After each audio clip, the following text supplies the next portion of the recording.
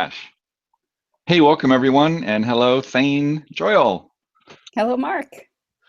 So we're gathered here to get a little recap on our new approach that we're taking to some of our advanced leadership conversations, and to unpack two of the four themes that we're going to focus on for 2017. So quick synopsis, we did talk about it more at length last week. We're going to be developing something akin to a podcast series where we have an online channel open for telling co-op stories that are within the themes that we're identifying as important and worth focusing on. So we will give you more information about how to access that as it becomes available. And for now, we're going to dive into the first theme, and I'll pass the ball over to Thane to get us started. So the first theme we're going to talk about today, building a strong board, is a really exciting theme because it touches on every single one of the four pillars of cooperative governance. First and most fundamentally, democracy, obviously, and accountable empowerment, which also touches on the theme of democracy, because if you think about it, what's happening when we perpetuate our board is we are really connecting the member owners and the board's accountability to the member owners. So strategic leadership is also implicated because how we think about our future governance has profound strategic implications. And of course, teaming is fundamental to teaming both within the board and also between the board and the member owners. So we're going to explore all kinds of practices for board perpetuation. We'll talk about recruiting and qualifying and electing directors, orienting directors, talking about how we remove barriers to board service, and how we get the word out to member owners about the opportunity to serve on the board, and also how we begin to develop capacity in our community to serve on the board. We'll talk about orienting and educating people who are interested about the board's job, and talk about trends in how we qualify people for the board so that we ensure that the candidates who are chosen to represent member owners have the ability to uphold the fiduciary responsibility of the co-op with a good heart. Mark, what else can you think of? Let's see, what I would add to that would be that we're going to be on the hunt for stories and examples of how what Thane was describing is happening in co-ops, and kind of picking out, surfacing great new approaches and practices so that individual co-ops like yours can have access to that information. Another trend I think that we'll probably be including is about elections, and that value of including all the member owners in the decision making of the co-op at that level, so that there's a lot more activity in the online elections, or the combination of paper ballots and online voting. So I'm sure that we'll have a bunch of stories on those topics. Maybe the final thing, or I'll hand it back to you, Thane, afterwards, is the idea of, once you're on the board, how do you get the lay of the land and become a part of a functioning team serving in that role. I think that is the beginning of that building the strong board. Obviously, it has more components than the part that we'll be talking about, which is like getting onto the board or becoming a new person on the board. But there are some interesting approaches to helping people, understand how the team works. So Thane, anything else on that one? No, I think that's a good place to leave it, Mark. I think the forming, storming, norming piece of team evolution is a key part of the board, excuse me, that begins with the perpetuation process and then carries on through the life cycle of the board, and really expresses itself in the culture of the board as it sees itself as a dynamic and always growing body. So there's going to be a lot to talk about. Yeah, I agree. I'm excited by it.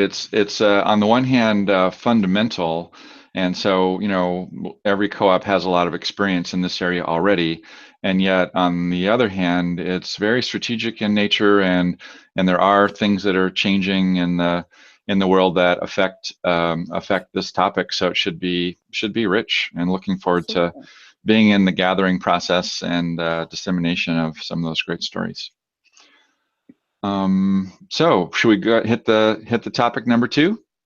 Yes, please. Okay, so not only is this one of our four themes of focus for this series, but it's also the theme that we're going to be working with in the in-person Co-op Cafe events. So this was a kind of a innovation of an innovation, which was to look at the strategic conversation that's going on at the cafes and try and expand that to a year-long opportunity by having stories available all during the year online, not just when we're in person.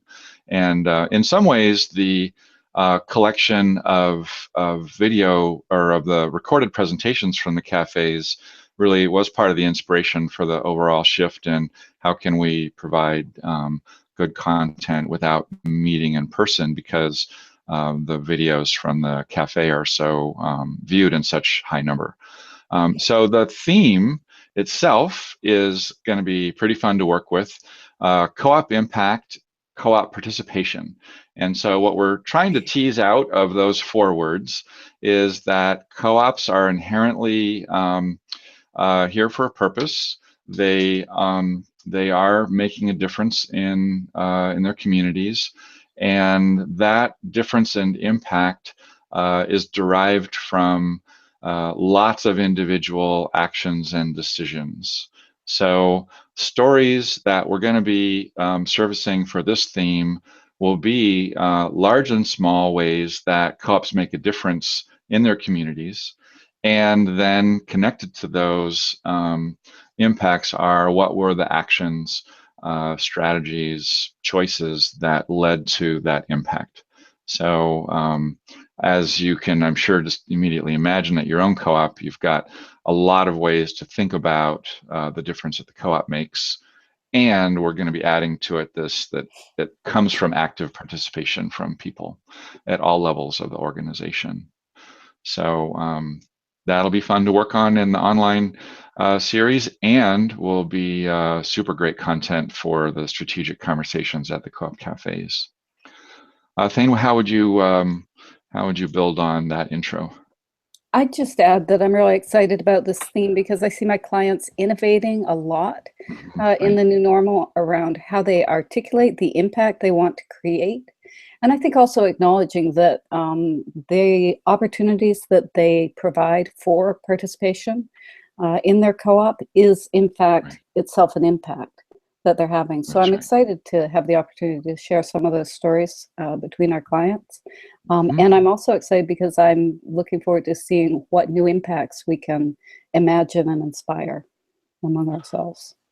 Yeah, or even just becoming super fluent in the impacts that exist, and are shared. One of the things that I'm going to be on the lookout for is the cluster of common purpose, so that throughout the year we'll see what those themes are, and then I'm sure that lots of people and co-ops are carrying around ways that the co-op makes a difference that's important to them personally, or potentially something unique to an individual co-op. And so those will be also fun to surface. So have what's very common and what's less common when we think about the differences that our co-ops make in the communities. The other thing that I was thinking of highlighting here is that the participation work is very much in alignment with what we're doing in the Power of Participation program, where we're really focusing on seeing those connections between individual participation in the organization and the impact that the co-op makes in the community. So that'll be really fun to model some of the things that are coming out of the work that we're doing in the program. And yet we'll be casting a net widely in terms of story gathering. So should be good. Well, I think one of the cool things, Mark, is when we created the four pillars model, we imagine talking about governance at many different levels in the co-op, and we really focused on building out what that governance or Mm-hmm. leadership role looked like at the board level. But it also resonates at the member owner level, at the GM and staff level, and also at the community level. And I think what this theme is going to allow us to do is to build out some more detail Yeah, about yeah, what that looks like, that's right. right? Yeah, this one is all. This is an all co-op theme. That's right. We won't be narrowly focusing on any layer. This is, in fact, I think the strategic value of this is really to unpack participation as one of those drivers for the success of the co-op that connects to every level, and that there's a strong function of co-op leadership where you're tuning into member owner needs and changes in the marketplace, changes in society, but fundamentally, you're still the success is based on individuals, understanding what's happening and actively participating. So, Well, so can I just build just a little more, right? Because that impact thing, right? In addition to participation being kind of a universal mhm, impact or a differentiator, if you will, for cooperatives, but we're increasingly seeing that co-ops have a unique value that they play in their local community. And I think the more specific co-ops are getting about articulating what that value is, one of the mhm, exercises you taught me a long time ago was, you know, ask a group to imagine if their co-op was beamed up by aliens, what would they lose, right? And right, it's really fun to have those conversations. One GM actually sent me a picture of a spaceship, right, that they had huh, drawn at a meeting to use as a graphic to highlight what could be lost, right? And sure, in doing so, you kind of acknowledge the value of the things that, the impact that you're creating. And what I think is a neat opportunity among our client co-ops is for them to get to share those ideas among sure. localities and regions. That's right. That's Yeah, that's where we can get new ideas. yeah, and I think that'll be one of the really cool parts about bringing this theme into the in-person regional events, right? Because that's where we'll be really making those connections between, oh yeah, our snowflake is a lot like your snowflake, or wow, our snowflakes are really different, Or right? it doesn't even snow Yeah, it where doesn't we even are. snow. Yeah, right, exactly. Yeah, So yeah. yeah, thanks for that. And we're pretty much wrapping up. Wanted to give you a quick overview of the concept, dive into these themes a little bit. We didn't share in the beginning that if you want to chime in with a comment or a question, feel free. And if you can find that area on the right-hand side of your panel, if you've got one, this would be a great time.